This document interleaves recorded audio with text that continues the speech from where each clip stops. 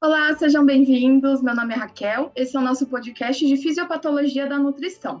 Esse é um trabalho que foi proposto pela Universidade Cruzeiro do Sul, juntamente com o professor neurocientista Dr. Igor Duarte e as alunas Ana Beatriz, Aline, Gabriela, Letícia, Raquel e Roberta, onde estamos cursando o quinto semestre de nutrição. Temos conosco hoje uma convidada especial, a doutora Thalita Lopes Marques. Ela é psicóloga, especialista em transtornos alimentares, obesidade e cirurgia bariátrica. Doutora, se apresenta para a gente, por favor. Tudo bem, Raquel? Muito obrigada pelo convite, obrigada, alunos. Então, eu sou Thalita, eu sou psicóloga e desde 2001 eu estudo comportamento alimentar, transtornos alimentares, obesidade e sempre fui estudando muito a questão do impacto da imagem corporal no comportamento alimentar das pessoas. Inicialmente com crianças, com uma pesquisa no segundo ano de faculdade, depois comecei a trabalhar mais com atletas de alto rendimento, com mulheres que frequentam academias, né? E aí fui aprofundando para atender no meu consultório depois de sair da faculdade, porque tudo isso aconteceu durante a faculdade, para já sair atendendo a esse público, né? Mulheres, especialmente mulheres, que sofrem uma pressão estética muito grande e que acabam desenvolvendo um comer transtornado, transtornos alimentares, obesidade, muito em função das pressões estéticas que todas nós vivemos, né? E aí fui desenvolvendo toda a minha carreira nisso, atrelado sempre à terapia cognitivo-comportamental, a, aos melhores resultados que nós temos de tratamento do comportamento alimentar e de imagem corporal, né, da TCC, e também do Mindful Eating, que é o comer consciente, e o Intuitive Eating, que é o comer intuitivo. E aí, desde muito cedo, desde 2007, mais ou menos, sempre fui professora universitária, dava aula e fui dando cursos de capacitação para as pessoas, né, para os psicólogos trabalharem com a população de pessoas que sofrem com a obesidade, que precisam se submeter à cirurgia bariátrica. De acordo com as pesquisas da OMS, né, Organização Mundial de Saúde, aponta cerca de 1 bilhão de pessoas obesas no mundo. Desse número, mais de 600 milhões são adultos. Aqui no Brasil, esses dados giram em torno de 41 milhões de brasileiros obesos. Como que o relacionamento com a família pode influenciar esse indivíduo a desenvolver a obesidade? O ambiente ele pode influenciar muito no desenvolvimento da obesidade, porque a pessoa ela tem vários fatores que são predisponentes, genéticos, pessoais, né, por paladar, por hábitos alimentares, mas muito dos nossos hábitos alimentares, das nossas preferências alimentares, vem da nossa família. Então, aquilo que a gente está habituado a comer desde criança é algo que a gente vai simplesmente reproduzindo, né? Enquanto adolescente, enquanto adulto, e isso é algo muito natural. E algo que influencia demais no comportamento alimentar das pessoas são as regras que são estabelecidas em relação à alimentação desde pequenininhos. Então, quando o pai e mãe falam, você precisa limpar o prato, né? Não pode desperdiçar comida, tem gente passando fome no mundo, você jogando comida fora, não pode repetir o prato, é só uma bolacha para cada um, né? Então, todas essas regras, elas vão realmente moldando o repertório alimentar da pessoa, o seu comportamento alimentar, né? Então, assim, a família acaba influenciando muito. Aquilo que tem em casa também são os pais, uma coisa que a gente fala quando a gente trata crianças que têm obesidade, né? Quem faz as compras de casa não é criança, são os pais. Então, aquilo que os pais estão disponibilizando para a criança em casa é aquilo que ela vai se habituar a comer. Se a família toda costuma tomar refrigerante em todas as refeições, se faz fritura, né, em muitas refeições, ou não cozinha em casa, pede iFood, sai comer fora, etc., é isso que ela vai aprender que é o normal de um comportamento alimentar. E como as pessoas obesas lidam ou devem lidar com os julgamentos e opiniões da sociedade e a autoestima? Em primeiro lugar, entender que ela não é culpada pelo que ela está vivendo. Quando a gente fala em obesidade, e a obesidade ela já é muito bem estabelecida como doença pela Organização Mundial da Saúde, pelos planos de saúde. Já pensou o que aconteceria com as pessoas que têm obesidade se os planos de saúde não aceitassem que é uma doença? Então, em primeiro lugar, é ajudar o paciente a entender que está doente, que tem uma doença, uma condição de saúde que precisa de tratamento. Entender que essa condição ela é crônica, ela não tem cura, né? e que é necessário um esforço conjunto por diversas frentes, ou seja, diversos profissionais da saúde atuando em conjunto para que a obesidade possa ser tratada e controlada, né? Não existe uma cura, mas existe tratamento. Não existe uma cura absoluta, mas existe controle da obesidade e esse paciente ele pode viver muito bem, né, para o resto da vida com uma obesidade controlada. E que a obesidade controlada não é a pessoa estar no peso eutrófico do IMC. Então, tirar aquela coisa de que, eu tenho que estar aqui, eu tenho que emagrecer e tenho que estar nessa faixa de peso, porque é isso que o IMC determina, esse é um paradigma que a gente precisa quebrar e que infelizmente é perpetuado por muitos profissionais da saúde. Há muitos anos atrás, há 15, 20 anos atrás, os tratamentos que nós tínhamos, eles eram 100% focados no controle do peso. A maioria ainda é, mas nós temos evoluções e que os profissionais precisam se atualizar, né? Então, quando a gente foca no tratamento da obesidade, na redução de peso, a obsessão da pessoa começa a ficar muito grande sobre isso. E é como uma dieta restritiva. A pessoa vai submeter a uma dieta restritiva, mas o que acontece numa dieta restritiva? Quanto mais a pessoa está focada em controlar a sua alimentação, em evitar comer certas coisas, e não pode tal coisa porque engorda, e começa um terrorismo nutricional, mais a pessoa deseja comer aquilo que ela não pode, aquilo que engorda. Só que nenhum alimento é poderoso a ponto de fazer uma pessoa engordar, e nenhum alimento é poderoso a ponto de fazer uma pessoa emagrecer. Não existe isso, né? Então, óleo de coco, por exemplo, que já foi do céu ao inferno, né? Que, nossa, é um alimento milagroso. Uau, emagreça. Não, agora é tóxico. Daqui a pouco já vai voltar a ser um milagre. Então, a gente tem que ter esse cuidado para que o paciente entenda que não existe milagre, não existe uma única coisa que sustenta a sua obesidade e que foco, força e fé. É importante ter foco? É importante determinação, disciplina? Sim, é. Mas, em geral, essas pessoas já tentaram tantos tratamentos, sabe? E aí pegar e olhar para, mas olha, você não seguiu a dieta por mais de 3 meses. É claro que não ia dar certo. Desculpa, a dieta é impossível de ser seguida, porque muitas vezes uma dieta restritiva não leva em consideração os hábitos alimentares da pessoa, a sua rotina, as suas preferências alimentares, a sua facilidade ou dificuldade em cozinhar e vários outros fatores que vão ser a base do seu comportamento alimentar. Então a gente precisa tomar cuidado para tirar o foco do peso, para olhar também para por que essa pessoa come muito? Por que que são essas as escolhas alimentares que parece que nós escolhemos 100% conscientes aquilo que a gente vai comer?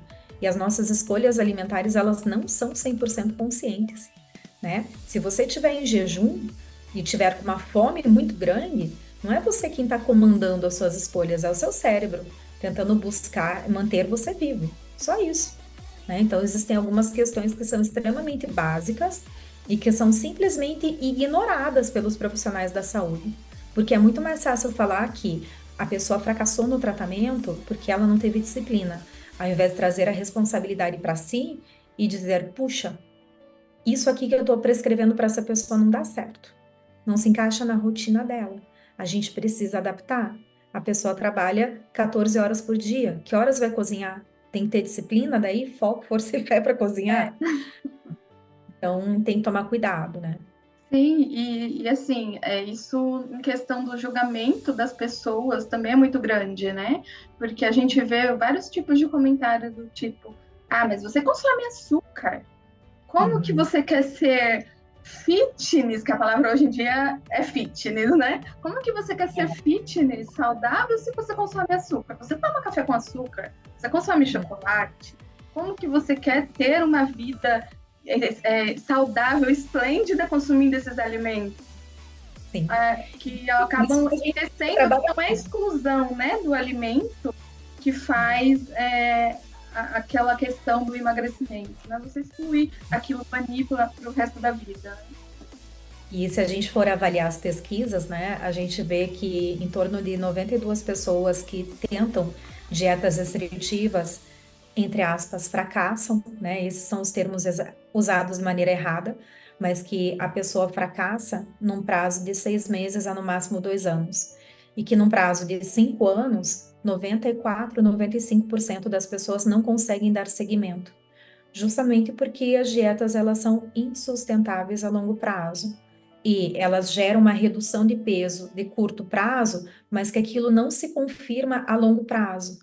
Então, até num congresso que eu estava no passado, mostrando o segmento de pessoas que haviam se submetido a diversas dietas. Então, low carb, dieta cetogênica, etc. Algumas se mostravam melhores num curto prazo, trazendo uma redução de peso maior num curto prazo, mas que a longo prazo tinha o mesmo resultado do que manter uma dieta, sabe, sem restrições, né? Então, a restrição, ela é muito danosa, e as dietas restritivas, elas podem levar a pessoa a um transtorno alimentar. Então, a gente tem que tomar muito cuidado com isso, porque é extremamente perigoso. A maioria dos transtornos alimentares, especialmente anorexia, bulimia e transtorno da compulsão alimentar, tiveram como gatilho uma dieta restritiva. Significa que todo mundo que faz uma dieta vai desenvolver um transtorno alimentar? É óbvio que não, mas sim deixa uma pessoa muito mais suscetível. Então, se essa pessoa tinha fatores predisponentes, existem grandes chances dela acabar desenvolvendo um TA, né, com o passar do tempo. Por que a compulsão alimentar, que pode levar à obesidade, é tão complicada de controlar? Quais os fatores emocionais, psíquicos ou até mesmo físicos que desencadeiam? Quando a gente fala em compulsão alimentar, acho que a primeira coisa que a gente precisa fazer é definir termos, né? Porque hoje compulsão alimentar é um termo extremamente banalizado e todo mundo fala que, eu tenho compulsão, não sei quem tem compulsão, olha só. Não, não é bem assim. A gente tem exageros alimentares, que o exagero alimentar é algo que a pessoa geralmente escolhe fazer, que tá num restaurante diferente, primeira vez que foi, exagera porque quer experimentar de tudo, né? Ou tá numa viagem comendo algo diferente, não vai voltar lá tão cedo, né? Ou então a pessoa simplesmente se desconecta, né, dos seus sinais fisiológicos de fome, de saciedade, não percebe que já passou fome, não percebe que o estômago tá lá, meu Deus, já tô cheia, Deus, né? E vai comendo sem consciência, que é o mindless eating. Às vezes porque tá numa festa, tá conversando com as outras pessoas e vão servindo, né? E a pessoa só vai comendo, tá no prato, tem que comer, tem que limpar o prato, né? Daí às vezes tem uma regrinha lá da família lá de trás que favorece com que a pessoa exagere ali naquele momento. Então, o exagero geralmente é algo que é intencional, ou então, quando não é intencional, é por um mindless eating. A gente tem a compulsão alimentar, que a compulsão dela vai ter alguns critérios. A pessoa come uma quantidade de comida muito maior do que ela comeria em situações semelhantes, muito maior do que outras pessoas comeriam numa situação semelhante. Ela sente uma falta de controle sobre o que ela está fazendo, então essas duas condições são condições sine qua non para um episódio de compulsão alimentar. Ela pode comer escondida, geralmente acaba comendo escondida por vergonha do comportamento que ela está tendo. Ela tem um sentimento de culpa muito grande depois de comer, e medo que as pessoas descubram o que ela está fazendo, né? Então, tem vários critérios que estão associados. E é muito comum que a pessoa ela comece uma compulsão com os alimentos que são proibidos pelas dietas, porque aí vem aquela coisa do já que. Já que eu comi um chocolate e eu não deveria comer, putz, que se dane. Vou comer todo o chocolate que tem em casa, porque assim não vai mais ter, e aí eu não vou querer comer. Ou então não vou sair para comprar o chocolate. E existem esses pensamentos que são completamente distorcidos, né? Eu vou comer então tudo que eu tenho direito a comer hoje, e aí amanhã eu retomo a dieta. Ou então, vou ficar até domingo comendo tudo que eu quiser, e aí vai passar a vontade, eu não vou mais ter vontade, e segunda-feira eu começo tudo de novo. Então, esses são pensamentos que não existem, né? São completamente errados e sabotam o próprio tratamento. E quando a pessoa tem um transtorno de compulsão alimentar, ela tem esse tipo de episódio com frequência, acontecendo pelo menos uma vez por semana há pelo menos 3 meses, né? Então, ela tem esses descontroles, come exageradamente, se sente mal.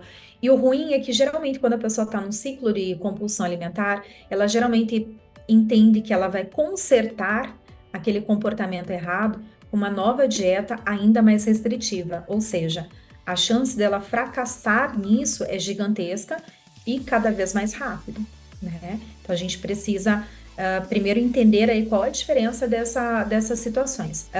Existem muitas regras, né, de dieta, então a gente chama isso de mentalidade de dieta, que são preconizadas na nossa sociedade, então demonizando certos alimentos, profissionais da saúde, mídia, fazendo terrorismo nutricional com alimentos que naquela época, naquela década, estão sendo bombardeados. Próprio açúcar, né? Então, o açúcar vicia, o açúcar engorda. Não, depende da quantidade que você come, frequência, né? E a situação na qual você come. A compulsão alimentar, ela é complicada, um episódio é complicado porque muitas vezes o gatilho para a pessoa ter um episódio de compulsão alimentar é uma desregulação emocional. Então, por exemplo, a pessoa está ansiosa, não sabe lidar com a ansiedade e vai buscar essa regulação na comida. Ai, putz, eu estou muito, muito ansiosa, meu Deus, eu preciso de um chocolate para eu conseguir me acalmar. Ah, tá entediada. Ai, não tenho nada para fazer. Ai, vou abrir aqui uma caixa de bis e vai comendo, assistindo um filme chato, vai ficando naquilo. Quando vê, acabou a caixa de bis, né? Então, geralmente tem alguma questão emocional que a pessoa às vezes não sabe controlar, não sabe lidar com aquela situação. Às vezes são situações que fogem do controle mesmo. Às vezes teve um feedback negativo no trabalho, uma briga com um cônjuge, né? Alguma situação que é mais complicada, perdeu alguém e tal, e aí busca, né, esse conforto na comida, que nem sempre é uma busca por conforto, às vezes é só uma esquiva daquela experiência aversiva que ela está vivendo, é só, né, dar um tempo na situação. Eu falo que ou a pessoa está buscando regular as suas emoções, ou ela está buscando dar um tempo, sabe? Ai, putz, quero descer desse trem aqui da vida que tá demais para mim. Aperta ali o botãozinho de pause, aí vai comer, comendo tem um pouco de prazer, porque comer é gostoso. Geralmente a pessoa vai comer coisas que são gostosas, né? Não vai comer coisa que não gosta. Ah, eu vou comer jiló, nossa, que delícia. É, É, vou dar um tempo aqui com jiló. Não, não existe isso, né? E aí depois o que acaba acontecendo é que no final desse ciclo a pessoa volta lá para o seu problema inicial, tá lá, né? A bronca do chefe, a briga com o marido, qualquer coisa que seja, e ainda tem todo o sentimento de culpa em relação ao seu comportamento alimentar. Então, a questão emocional está muito atrelada. E muitas vezes, gatilho para compulsão alimentar é a tentativa de fazer dieta, né? Porque às vezes vai muito bem no café da manhã, no lanche, chega na hora do almoço já tá verde de fome, mas aí você vê lá que você só pode comer X calorias, ou então são tantas gramas de cada um dos grupos alimentares, termina a refeição, ainda tá sentindo fome, não se sentiu satisfeita com aquela refeição, se distrai com o trabalho à tarde e tal, porque tá com a cabeça cheia. Nossa, que maravilha, esqueci de fazer o lanche. Uhul, quanto menos eu comer, mais eu vou emagrecer, né? As pessoas têm esse pensamento e não é assim que acontece. E aí chega à noite, no momento de relaxar, o que que acontece? Se conecta novamente com o seu corpo. E aí percebe que a sua fome está gigantesca, tá com uma fome monstruosa que seria capaz de comer o pé da mesa. E aí o que que vai acontecer? Tem contato com um outro alimento, teu cérebro já tá lá, pelo amor de Deus, coma. Tô aqui, ó, há 8 horas mandando você comer, você não tá comendo, não tem comida suficiente. Então a busca pela comida aumenta absurdamente quando você está, né, num jejum, quando está em restrições, especialmente quando não pode comer certos alimentos.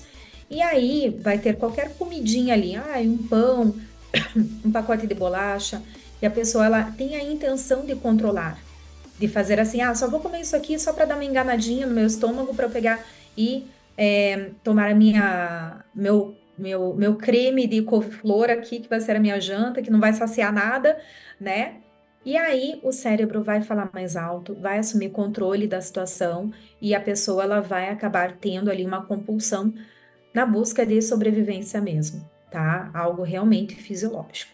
quando a gente fala em obesidade, em pessoas obesas, assim, a gente acaba associando muito ao procrastinamento, né? O Uhum. porquê que isso ocorre na vida de uma pessoa que ela é obesa, sedentária? O que isso ocorre no emocional dela, no psíquico? Às vezes é justamente por causa da gordofobia médica, né? Porque as pessoas que têm obesidade, até já houve uma adequação de termos há alguns anos sobre não chamar, não referenciar a pessoa obesa por causa do estigma, né? E até porque existe esse estigma desde muitos séculos até hoje, de que a pessoa que tem obesidade, que ela tem um corpo maior, que ela é gorda, ela só é assim porque ela é preguiçosa, porque ela não se mexe, porque ela só pensa em indulgências, que ela só quer comer coisas gostosas, né? Que é prazer a todo momento. E não é assim, né? Não são. Tem pessoas que têm obesidade que correspondem a esse padrão? Sim, existem. Mas existem muitas pessoas que não correspondem a esse padrão. E ter essa visão gordofóbica acaba afastando a pessoa de buscar tratamento. Porque a pessoa ela é muito maltratada, né? A gente tem muitas pesquisas que mostram o quanto a gordofobia médica existe e o quanto ela prejudica a busca por tratamento, né? Então a gente tem que tomar cuidado com tudo isso e os profissionais da saúde precisam realmente se atualizar para poder trazer um tratamento de qualidade, né? Você não vai querer ir no profissional que vai brigar com você porque você comeu chocolate no final de semana, porque você comeu um pedaço do bolo de casamento da sua melhor amiga, né? Que falou para você que, poxa, uma pessoa que tem força de vontade mesmo, que quer mesmo emagrecer, leva a marmita de frango, e legumes entupidos de alho, fedorento, aquele troço que abre no meio do casamento, e a pessoa não tem nenhum bom senso de perceber que está sendo inconveniente, né? Mas aquilo, nossa, é força de vontade, aquilo ali é você ter foco. Não. Então a gente tem que ajudar a pessoa a adequar o seu comportamento alimentar a algo que é normal para a sociedade. Um casamento a gente comemora com alimentos, com uma bebida específica, né? Então existem rituais que são importantes, que tem como sim a pessoa mudar os seus hábitos alimentares, mudar o seu estilo de vida e ainda assim fazer parte da sociedade, corresponder a comportamentos esperados dentro da sua cultura, dentro dos seus hábitos familiares, né? Então a gente precisa fazer essas adequações com os nossos pacientes. E a gente precisa cuidar, porque de fato existem muitas pessoas que têm obesidade e que elas têm comportamentos que promovem saúde e que não promovem doenças. O que eu quero dizer com isso? A gente tem que tirar o foco de emagrecer para olhar para o que é que sustenta uma boa saúde. Quais são as características de pessoas, né? E pesquisas mostram isso para a gente. Quais são as características de o que sustenta uma boa saúde? Então a gente sabe que existem alguns fatores importantes. O não fumar, beber muito excepcionalmente, comer um tanto X, né? 4, 5 porções de frutas, verduras por dia, praticar exercícios físicos, mas esse exercício físico precisa ser praticado com prazer, né? Porque se eu estou indo para alguma coisa que está sendo estressante para mim, qual é o benefício que eu vou ter com isso? Fazer um bom gerenciamento de estresse. O estresse ajuda a gente a engordar e ajuda a gente a engordar, a desenvolver uma gordura visceral, uma boa qualidade de sono, né? Ter lazer, praticar hobbies. Então, existem vários fatores que contribuem, inclusive, além, obviamente, de ter uma alimentação boa, rica em frutas, verduras, cozinhar. Cozinhar a sua própria comida também está atrelado a uma proteção da obesidade. Por que a obesidade deve ser tratada psicologicamente, além de todas essas questões que a gente já comentou? E por que ela está geralmente associada à anorexia? Tratamento, então, por que o psicólogo é tão importante no tratamento da obesidade? Porque a gente está falando de uma doença que é crônica, que é recidivante, que é de difícil tratamento, e que está atrelado a algo que é difícil lidar várias vezes no dia, né? Quando a gente tem uma pessoa adicta, a gente afasta essa pessoa das drogas e a gente trata. Agora, quando uma pessoa tem uma dificuldade com alimentação, em que ela tem medo de se alimentar por causa de tudo que falam sobre alimentação, sobre a comida em si e tudo mais, a gente tem dificuldade de enfrentamento 4, 5, 6 vezes no dia. Então, é muito difícil mesmo. É o psicólogo que vai ajudar o paciente a reestruturar essa visão que tem sobre a alimentação, né, sobre a comida em si, sobre tratamento, né, porque a gente precisa desconstruir a coisa de que, só fazendo dieta restritiva, se matando na academia, é que vai conseguir se livrar da obesidade, e não é assim, né, inclusive há mais de 40 anos o tratamento é o mesmo. Dieta restritiva, exercício físico, e há mais de 40 anos os índices de obesidade só sobem. No Brasil, no mundo, estão cada vez mais alarmantes. Ou seja, o que está sendo feito não funciona. é preciso novos recursos. E quando a gente está falando sobre a necessidade de uma mudança de comportamento alimentar, uma mudança de hábitos, uma mudança de visão sobre a comida, estabelecer uma nova relação com a comida, uma nova relação com o exercício físico, no caso de uma pessoa que faz a cirurgia bariátrica, se adaptar a uma nova rotina alimentar, é justamente o psicólogo, que é o profissional responsável por ajudar o paciente a operacionalizar tudo isso. Então, a gente vai trabalhar comportamento alimentar de uma maneira muito profunda, né? Não só com o significado da comida para a pessoa, restabelecer a importância da comida na vida dela, porque muitas vezes a comida é o ponto central, é a única fonte de prazer, o único reforçador da vida. Então a gente desenvolve outros reforçadores, outros prazeres, mas a gente precisa também fazer com que essa pessoa se conecte ao seu próprio corpo, entenda o seu corpo. E não existe nada de místico nisso, né? Quando a gente fala em mindful eating, as pessoas, vai fazer meditação e tal. Não, é fisiologia pura.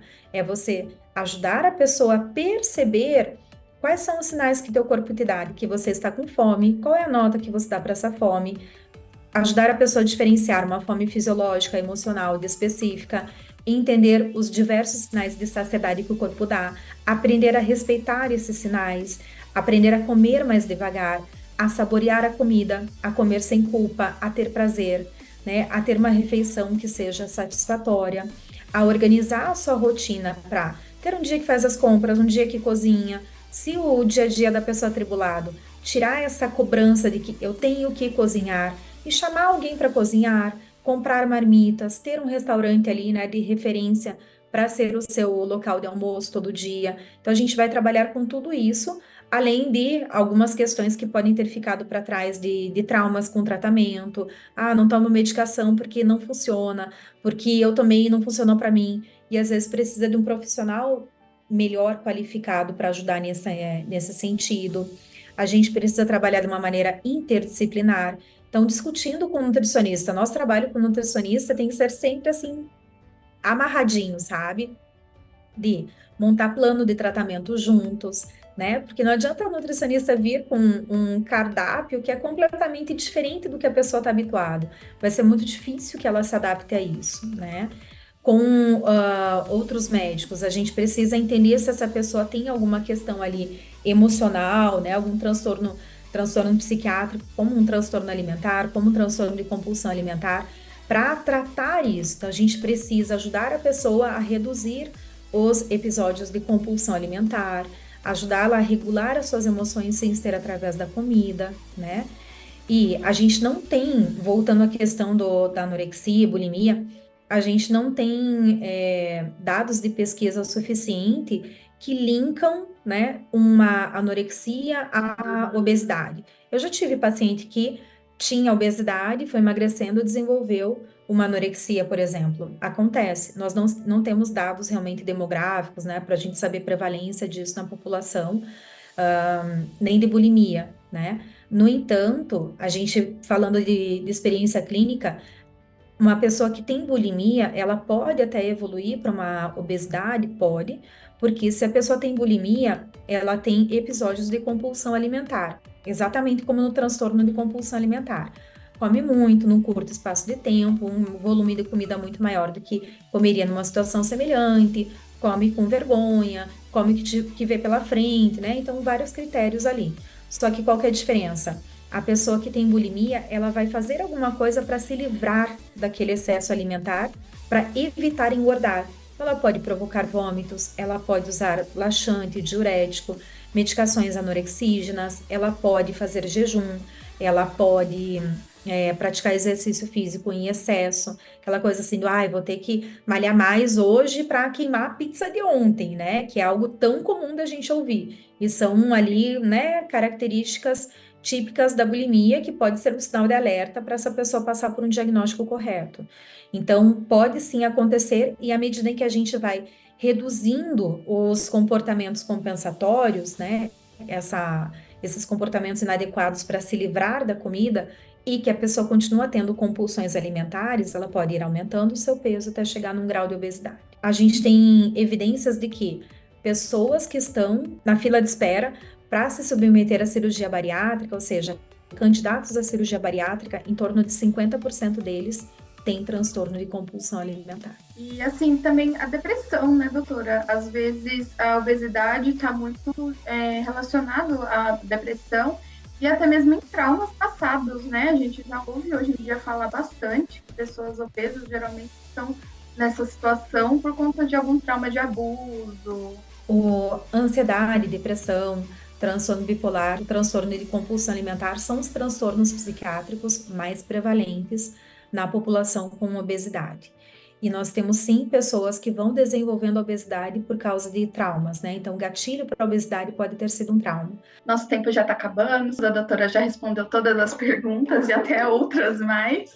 Eu agradeço muito a sua participação, sua colaboração com o nosso trabalho. Muito obrigada. Eu que agradeço o convite, né? E quero retribuir o convite convidando vocês a participarem da 8ª Jornada Psicologia e Cirurgia Bariátrica, que é um evento gratuito, online, que é justamente para a gente mostrar, né, o que é obesidade, porque a gente sabe que nenhuma faculdade acaba ensinando como tratar a obesidade, o que é. Então fica aqui o meu convite também para que vocês conhecer, tá bom? Estaremos. Muito obrigada.